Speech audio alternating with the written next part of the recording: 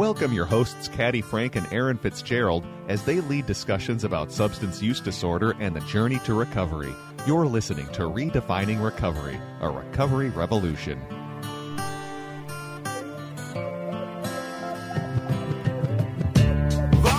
Wow. Here we are. Another day in recovery.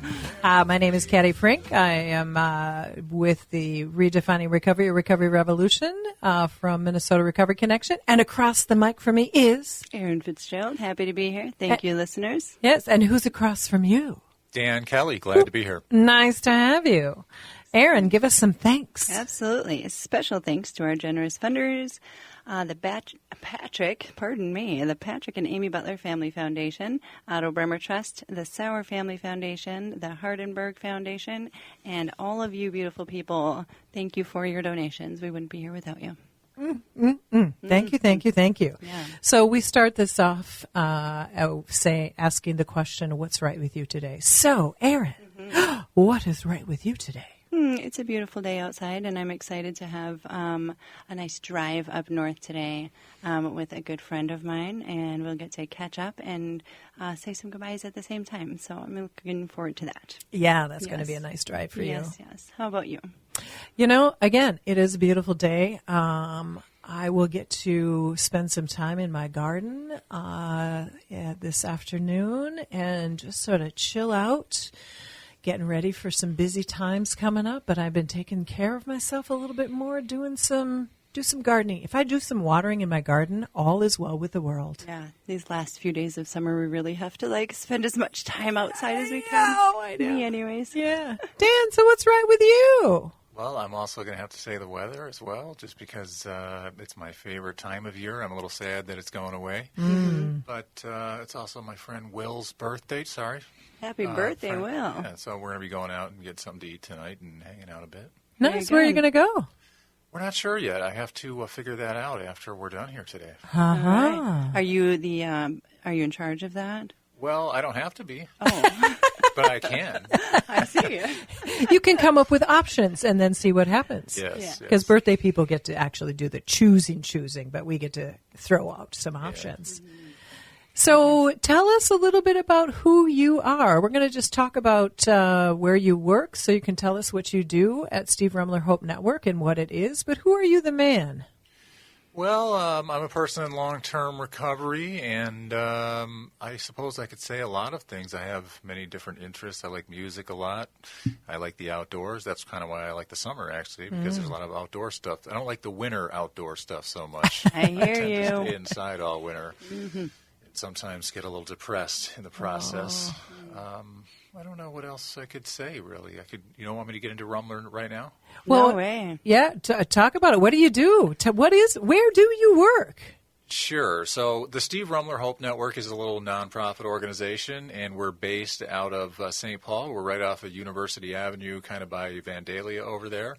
And we have been around since around 2011 or so. And actually, the way it started was with the unfortunate death of Steve Rumler.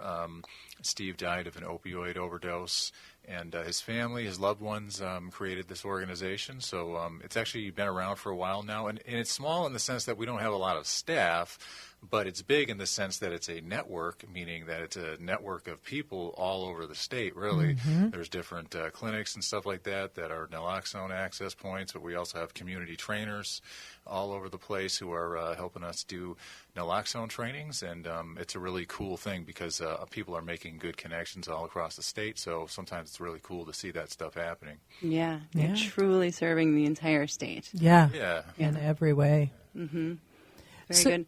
Sorry. Yeah, go ahead. How long has Steve Rumler Hope Network been around? Since the early 2010s, I think 2011. 2011 was the year that Steve died. Okay. And what brought you to them? Actually, so I had been working sort of a hybrid type of a job on the north side of Minneapolis at Neighborhood Health Source, and my job there, I was a community health worker and a peer recovery specialist, but my boss there knew Alicia, who is our executive director, and Maddie Reagan, who I know Maddie. Everybody always knows. They were Maddie. calling me the new Maddie for a while. Okay. Luckily, they stopped saying that by now. So, so she moved back to New York, and they need to fill her position. So that's now my job. Wow. Yeah. So I know Steve Rumler has supplied Minnesota Recovery Connection for the last few years with supplies. What are some of the supplies that Steve Rumler distributes to the community to help the community out? What is it?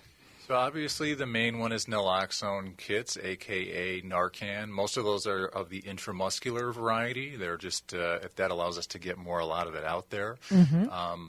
But we also distribute fentanyl test strips, which are a harm reduction tool designed for people who use drugs. And they're basically just designed to keep people more informed about their use. And if there's fentanyl in there, we would rather they not use it at all, right? Some people are still going to use it.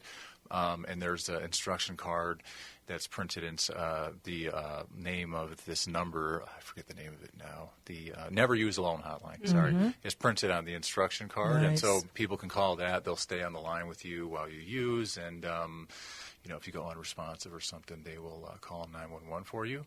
And we also do distribute xylazine test strips, and those are actually targeted towards a smaller audience because really the xylazine is another animal tranquilizer. It's a non-opioid one, but it's primarily used to cut fentanyl. So pretty much only people who are intending to use fentanyl, and I was one of those people at one time, they're designed for them to see if it's in there. So that's kind of a nasty drug that's causing people to have a lot of open wounds and stuff, and it causing a lot of chaos. So.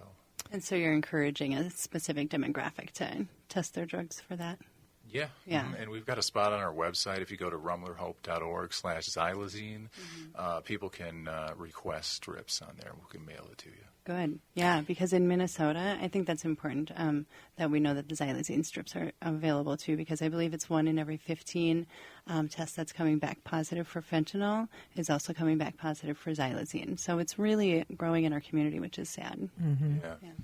Yeah, and so incredibly brutal to the body. I mean, that's the thing. I mean, a lot of these substances have their brutal, but that one is because it's not intended for human consumption. And how some person somewhere figured out that this is what you do. I still think there's a lot of very creative people out there that do a lot of crazy things. How this can happen. So interesting stuff. So when you are distributing these things, how are you connecting with people in the community? Are you going out and doing talks? Do you do outreach? How do people get a hold of Steve Rumler Hope Network? What does that look like? Yeah, people can, if you have an organization or something or a church, we have all kinds of different places that are requesting naloxone trainings that we come out there and give them an in-person training and distribute kits, and so they can do that on our website. And we get a lot of those. I'm all over the place. I've got trainings this week, and sometimes I'm really just all over the state. I've been in Rochester. I've been up in Duluth. I've been out in the west part of the state. So, wow. Yeah, just all kinds of places. So, they can request trainings that way. And sometimes we're tabling at different events. We were at the State Fair. We were at Pride. Those are some of the main ones over the summer. Wow, you were at the state capitol? State Fair. I meant State Fair. And I don't want to talk about the Walk for Recovery because I know that's your thing, right? So, but we're going to be. Yeah, of course you're going to be there. Of course you are. You were at the State Fair, really? Yeah. Wow. Some of those smaller-ish organizations, it's a heavy pull to do something at the State Fair. Yeah. We didn't distribute naloxone kits there. We distributed resource cards and information and fentanyl test strips. It's kind of a bummer. Yeah. I'm not sure. I think maybe they just didn't want us bringing those in there because they have needles and stuff. There's probably something in the state fair folk. Yeah. Yes. Yeah. Well, we're about to take our first break, but it's just so interesting that when we talk about substance use disorder, and Erin is an expert in harm reduction as well as Dan, you are, how we can make people better by allowing them to use their substances, but we got to make sure they've got some tools. So when we come back, we will continue this riveting conversation and talk about Steve Rumler Hope Network. Thank you for listening.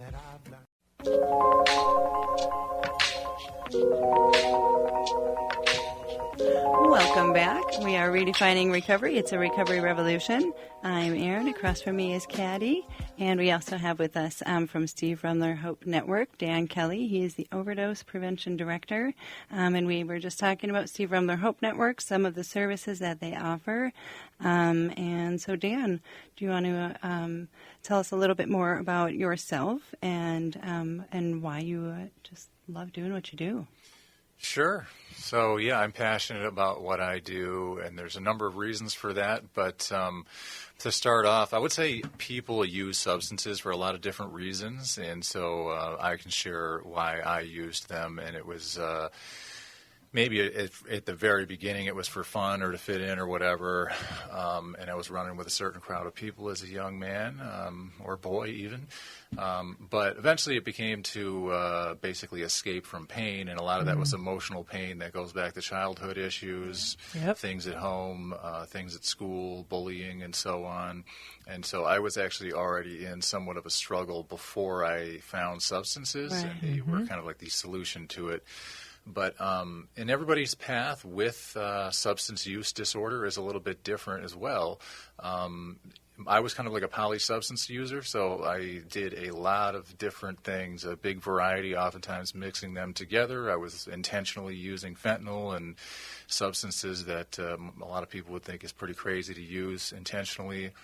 I've really put myself, I've had some cool things that I've done over the years too. I had a tech career. I accomplished a lot of things, but there was a lot of instability in there and ups and downs. And I would say over the course of 20 years or so, the progression was overall downward and more chaotic. And I've experienced homelessness a few times. One of those times was in Chicago. I was in a homeless shelter on the near west side of Chicago called Pacific Garden Mission. It was a very desperate place, and I was also in, I don't know if it's still called Dorothy Day up here, but people still do refer to it as that, at least. So yeah, it's something else, but yeah, it's still Dorothy Day. And that actually was in the beginning of the pandemic, and it was extra crazy, and it was just a wild time. It was also November.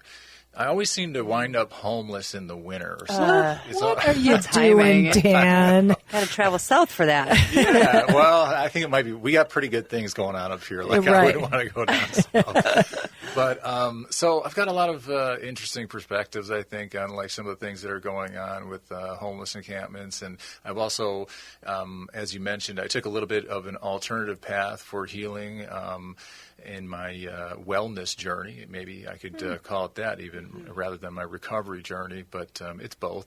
But, I had worked the 12 steps a long time ago, and again, I have my experience with it. It might be different than other people's, but my experience was this is in a little bit different geographic location, and it's 12 years ago or so. But it seemed to be kind of like a patriarchal, toxic, abusive culture that I found myself within, at least with the meetings that I was going to. Yep, so it can happen. For a while, I painted the entire AA program with that.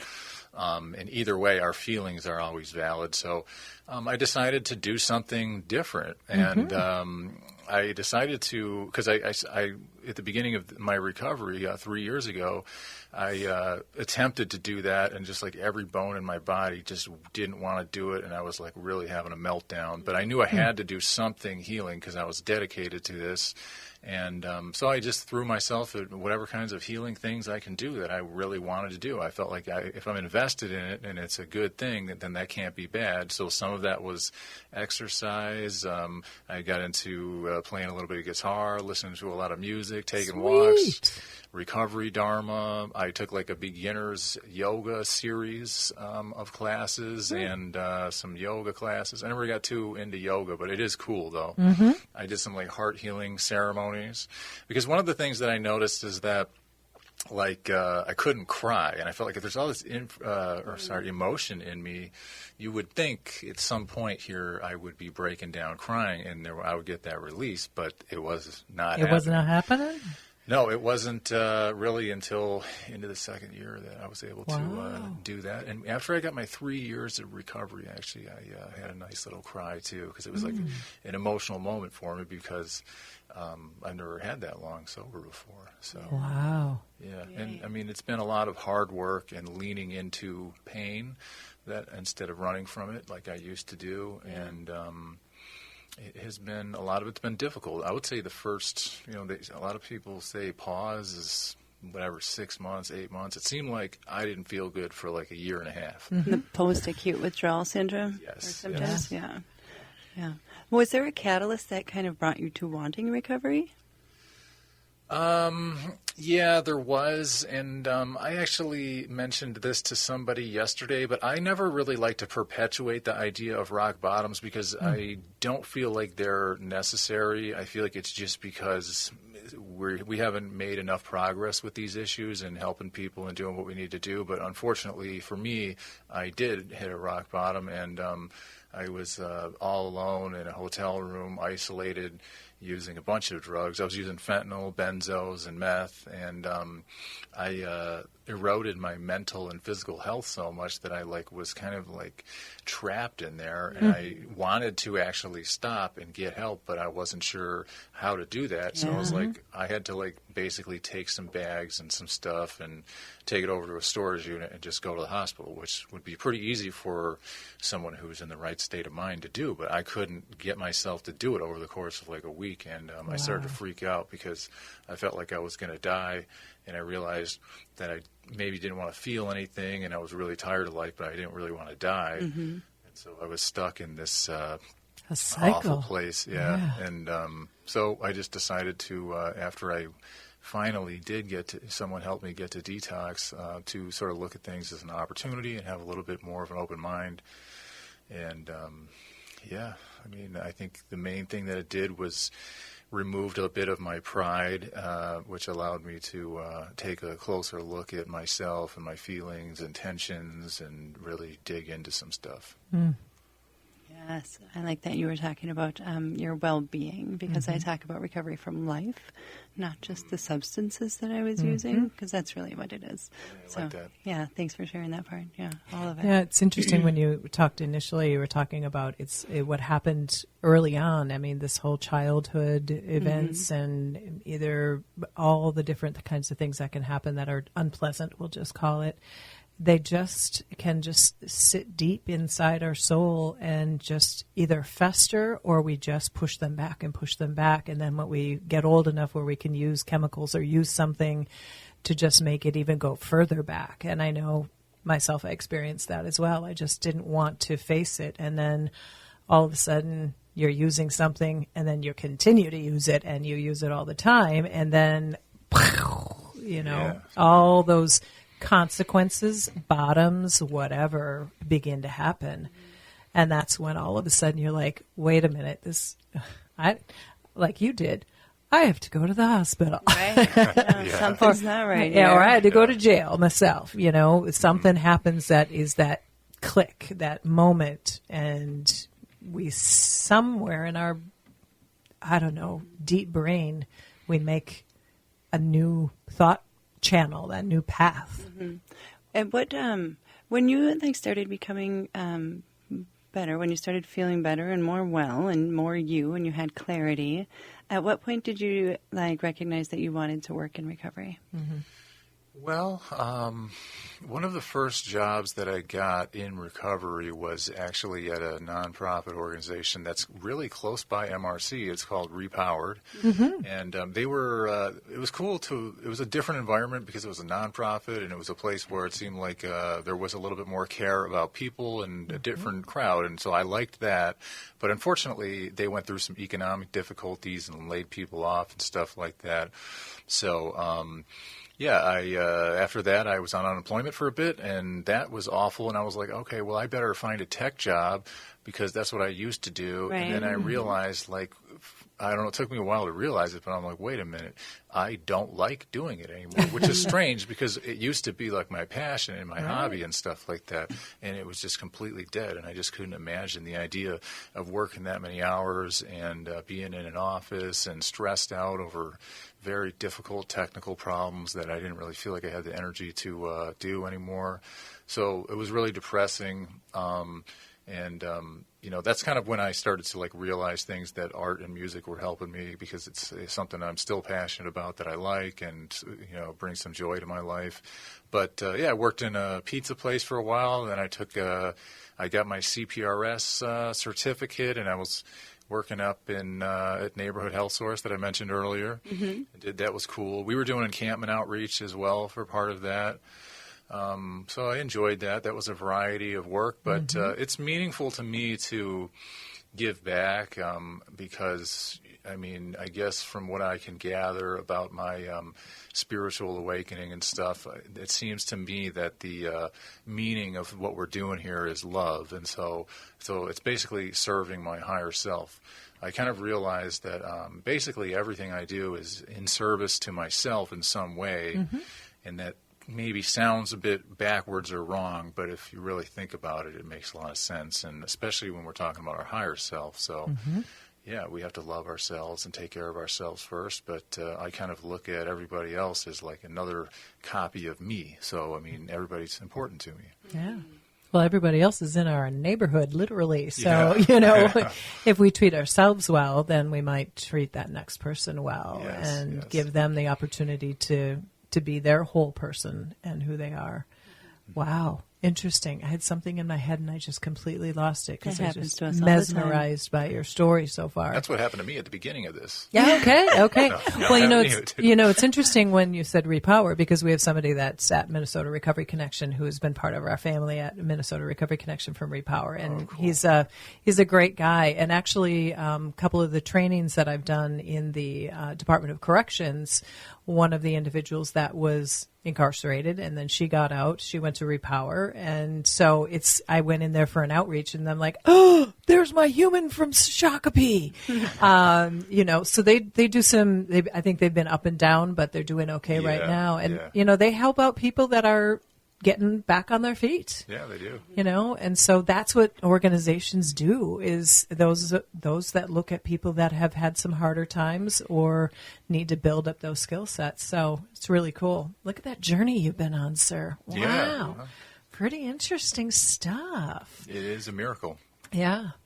So with Steve Rummler Hope Network, you are distributing naloxone, distributing fentanyl strips. I have a question. Yeah, go for it. Will you, since we're just kind of like on a different side of Steve Rummler, will you tell us about the Good Samaritan Law? Because this also came from that same family, correct?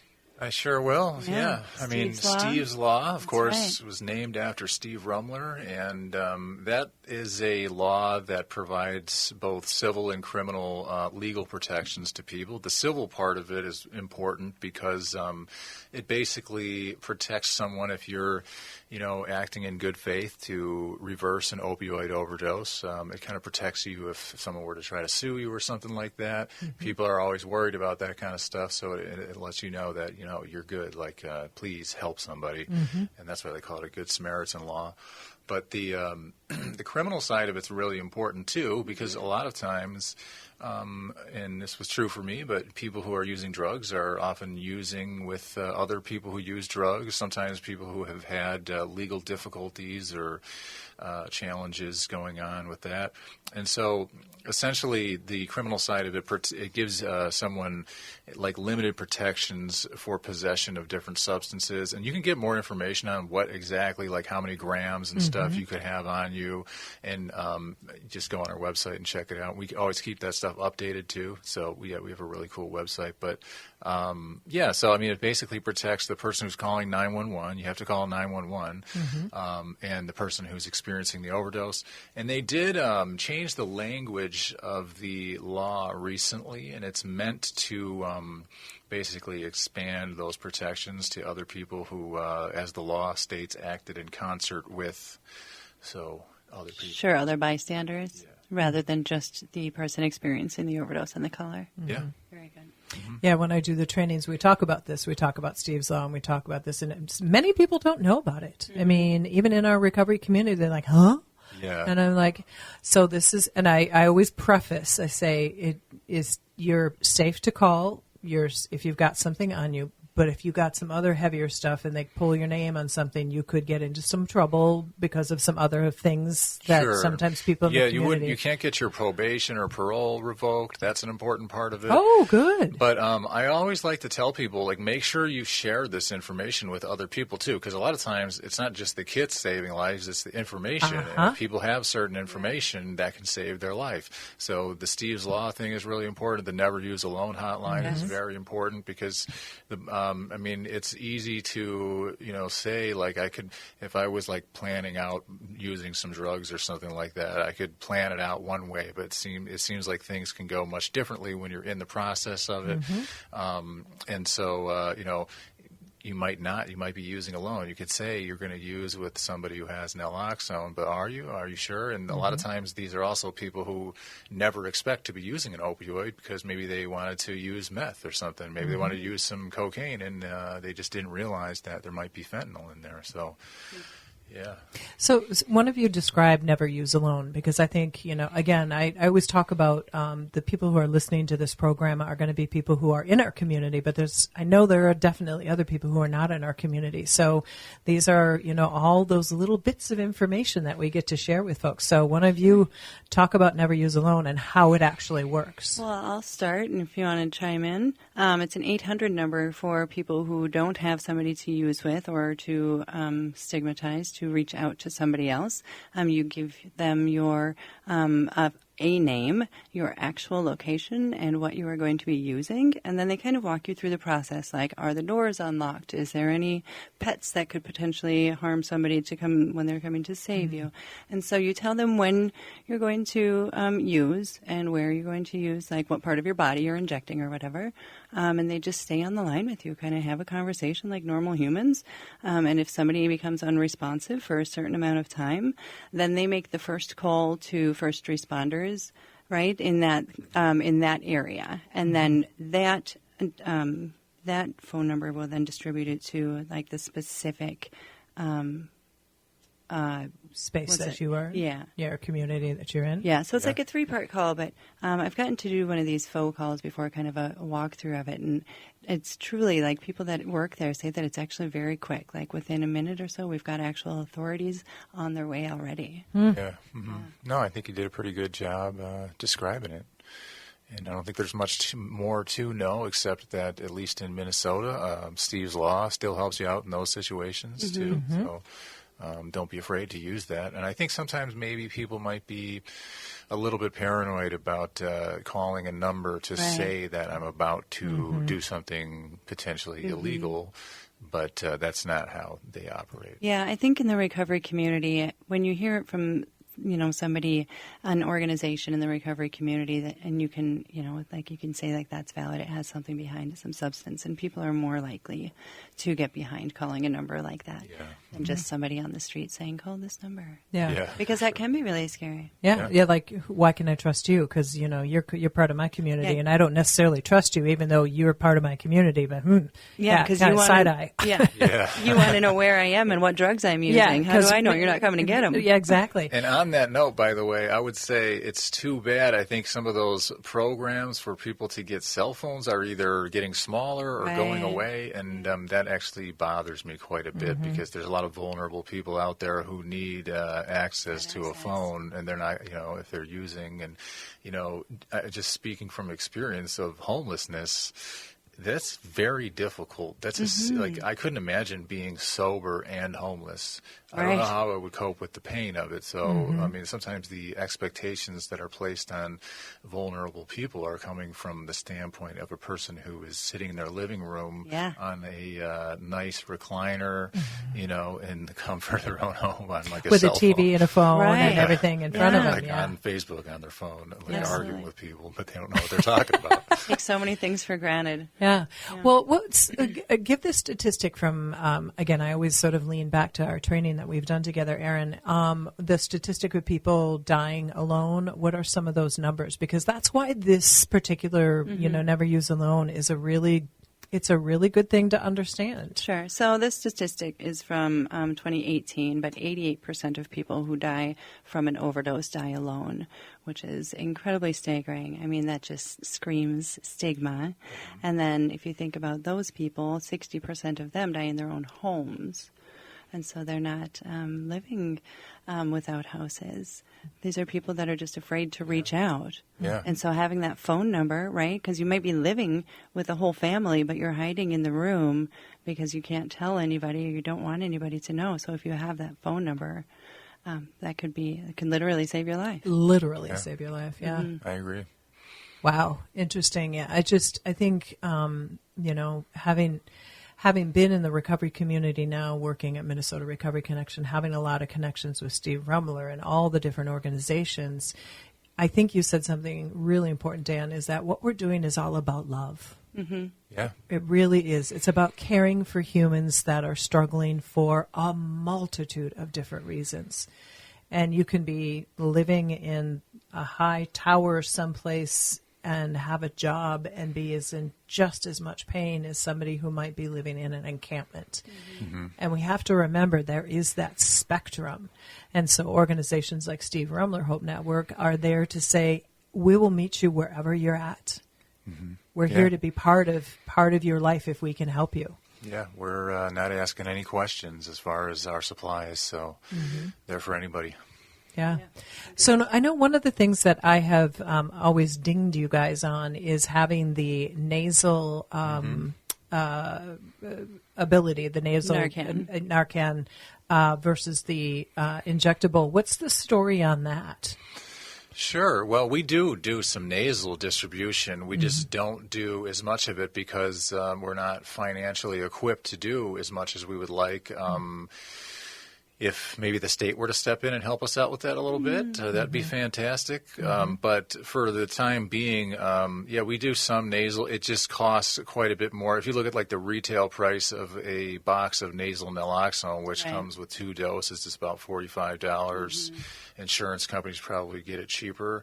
We are able to, get it for $25 now.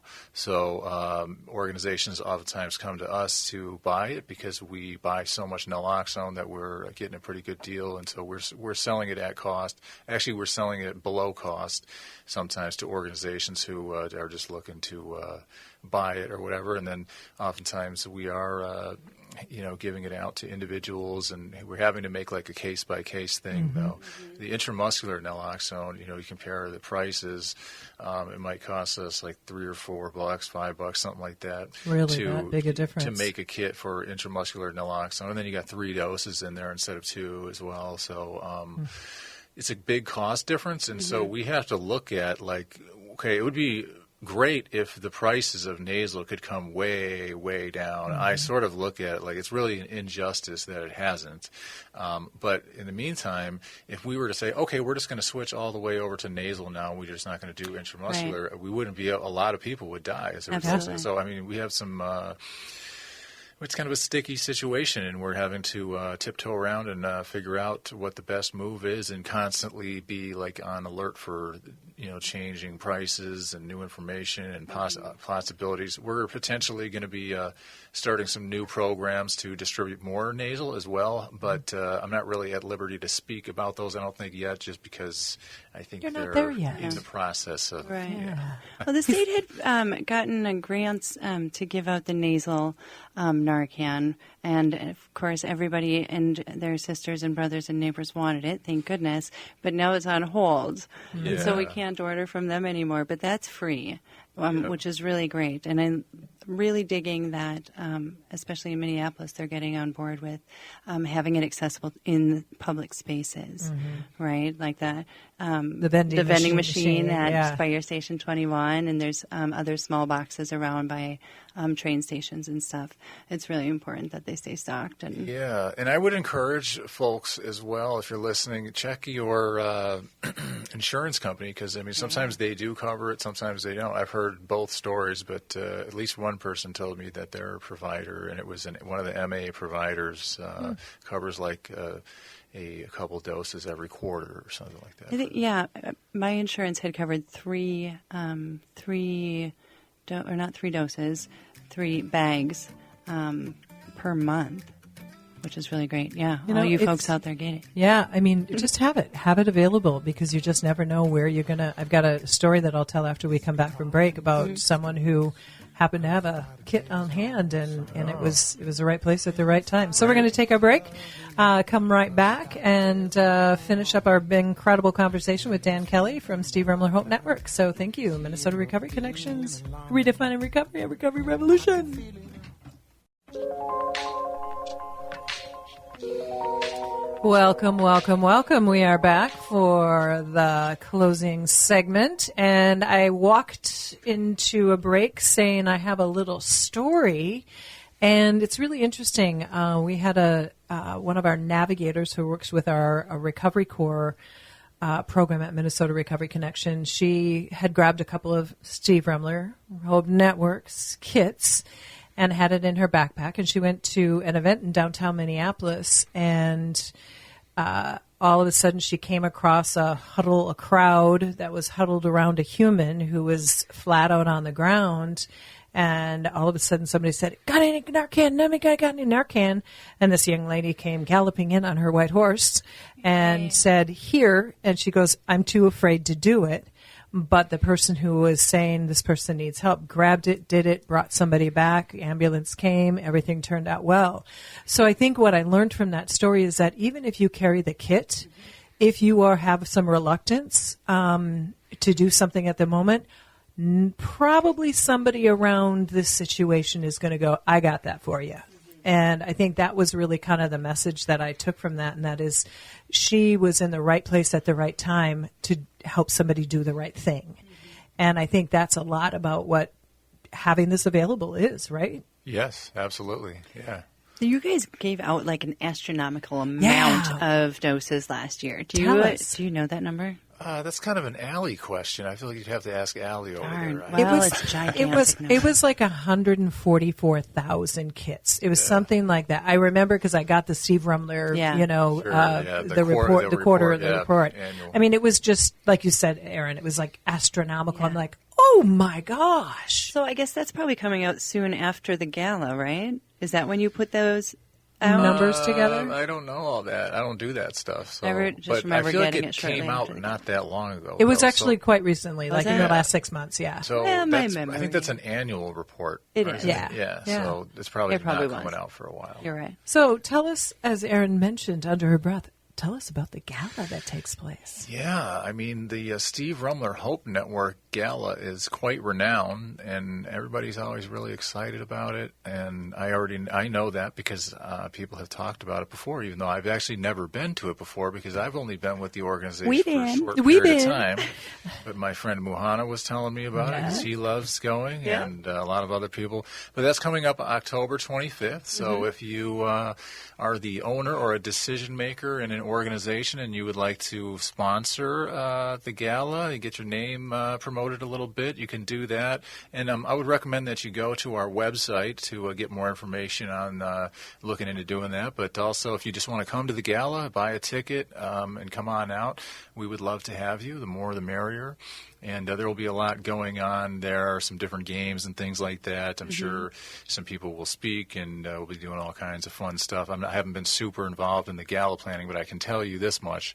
They put a lot of effort into it, and they've been talking about it for a long time. So I know it's going to be awesome. I'm sure it's one of those events that they start planning as soon as it's over because it's a grand event. It's fun. Yeah. No, I know there's a silent auction because actually every year that I've gone, I've participated in silent auction and I've gotten something. So, that's a big There's thing. some cool stuff. There's some cool stuff this year, too. Yeah. I've been privy to some of them. I can't say what they are yet, but he's a man of... Also, I don't know all of them either. I'm I sure. know some of them. Yeah. You're a man of secrets. A lot of people, there's been different companies who have given us things and stuff like that. So and adventures they do, and tickets to different things. Yeah, it's really an amazing event, and the amount of money that's raised is pretty exceptional as well. I mean, are those tickets open to the public? I think so. I think so too. Yeah, Okay. yeah. I think you can. Generally, organizations will buy X amount of tickets, or a table, but or a table or something like that. So I think we're going to hope that they are. I bet it is. No, I'm pretty sure they are. But, I mean, there's only so many tickets we can sell because obviously so many people can fit in the venue and stuff. Yeah. And the venue is a bigger venue. It's at a new place this year. Oh, it is? Where is I it? don't know. See, Dan, you're giving us I have like a terrible memory for details and stuff sometimes. Okay. So You just go to Steve Rumler Hope Network. It'll say on the website. That's Yes. what websites are for. That's right. The details. Yes, the details. Yeah. Well, that's cool. It's a new location because we've been to the same one over in St. Louis Park for the last several years. So it'll be fun to see where the new locale is. The food is always really good, too. I was pretty impressed with that. So If they stick to the same caterer. well, us, the two foodies I used to work at the table. that was at the D'Amico. I used to work at the Metropolitan Ballroom. Oh, there. did you? Yeah, Okay. so it was fun to go back there for the gala, as because I was not in recovery when I worked there. Yeah. Oh. So to go back and see a few of the staff and be like, "Look at me now, I'm different." Hello. Isn't that so interesting when we step back in our lives when we were what we were then and we are now? Like I walk into any retail store and I think, oh yeah, back in the day I wasn't doing so well as a manager. No. Yeah. No, all my food service has been in recovery. So, but still, never mind. And maybe one of those jobs where I just never came back to, maybe one day I'll walk in there and that'll be the first time they'll see me. Yeah. There you go. Yeah. Very cool. Very cool. So we've got the gala coming up. We always, I really, really want people to understand who are part of the recovery community or are not part of the recovery community. You can literally make a difference in a person's life. If you go to the Steve Rumler Hope Network, you find out where there's a training. You can do trainings online, and then you can get a kit or a supply and have them available. This is life-changing. And anybody can become a trainer. You just go to the website and sign up to become a trainer, and then you can just do your own trainings in your community, whatever that means. You can do 1 or 1,000,000 of them. You don't get paid for it. It's voluntary, but that's so great that anybody has the opportunity to do that. Yeah, I would recommend maybe taking one of our trainings first if you haven't, and you can do that. There's a weekly Zoom one if you just want to do it over Zoom. You go into our events calendar on our website. And as far as this program that you're talking about, the community trainer program, anybody can. And we have a trainer orientation session once a month, usually at the beginning of the month. And so that's also on that calendar. So for that one, you do have to register. For the naloxone trainings, you can just drop in if you want to become a trainer and do that. Just make sure you register for that. And it'll email you some Zoom login information to join on the day of the training. And then, we'd be glad to have more people. Other people can sometimes address the needs and communicate with their communities a lot better than we can. Yeah, absolutely. Well, and that's exactly what comes to my mind, and that is, you said that you've got churches. I'm sure maybe there are some mosques. There might be some other religious organizations that have community members that are struggling, and this is a way that you can maybe be on kind of the under the table kind of helping people, because sometimes that outward reach might be intimidating for folks, but there are so many spaces and places where people are struggling, and this is a way that you can get trained and have these supplies available, and you just never know when it might be helpful for someone. I think just by having the supplies just says I care. I care, yeah. Period. Absolutely, yeah, and that goes a long way. Yeah, absolutely. When people understand that, and some might think it controversial, it's like, oh, well, if you've got these, that means that you're potentially suggesting that people, should go out and use. Right. And it's like, no. Somebody, in a video that we've watched many times, most people are not sitting in their living room going, I think I might go out and try some fentanyl today. I think that's a really good idea. Right. Or I might want to just overdose on something. I think all those pills might just, let's give that a shot. That's not the case. You're not going to, this is an individual that is struggling with life, with issues, with stuff. And so if you can say that you have Steve Rumler Hope Network supplies at your whatever you are, that says, to your point, Erin, we love people. Yeah. We care. Mm-hmm. Wow. So thank you so much for coming in. Edumacational. You're very welcome. Thanks for having me. It's been lovely. Yeah. So we are going to ask everybody who is out there in the great world if you want to join in supporting our mission for Minnesota Recovery Connection and all of this incredible programming that takes place and all these incredible organizations that are coming in and talking to us. You can donate to our organizations annually, monthly, one time is fine. You could even volunteer with us if you wanted to. We will take that too, because that is something we need all the time. So visit MinnesotaRecovery.org for any of that, as well as go to any of your streaming devices or networks or platforms. Yeah, I can't quite get it right, folks. And listen to these shows and spread it around. Thank you very much. Thanks, Dan. Pleasure having you here. Thank you. Have a great day.